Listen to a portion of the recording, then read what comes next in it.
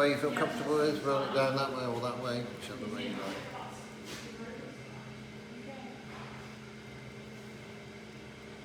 That's it. Roll it fairly down sort of slowly like that. It won't fall off. Give it a press and then roll it off like that. There you go.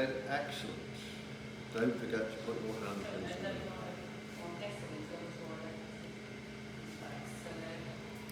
It's my water bottle. There it is indeed. We'll have to wait for a week, come back and pick it up. Fantastic, I quite like that. Yeah, that was the way it was done here. I mean, say, only have to go back 15 years, and it was actually still commercially making paper like that. You could see them actually over there in the production area. That was the last production area in the mill, whereas, of course, 100 years ago, the whole place was filled with paper making.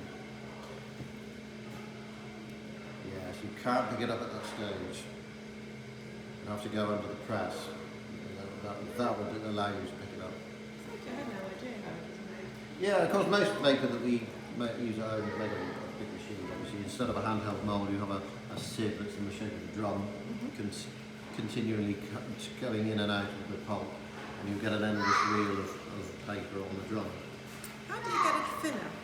Well, a lot of that thickness will go, you see, because once it's been under the press, that will squeeze up. Yes, all the water. Yeah. But also, I mean, the paper, if you make this thing deeper, you can scoop up more pulp, and therefore it will be naturally thicker anyway. So you can determine to some extent the thickness simply by just how deep this frame is.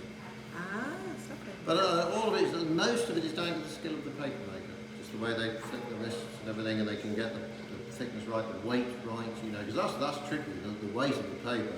Once you scoop the mould in and out, you've got to almost like feel what the weight is.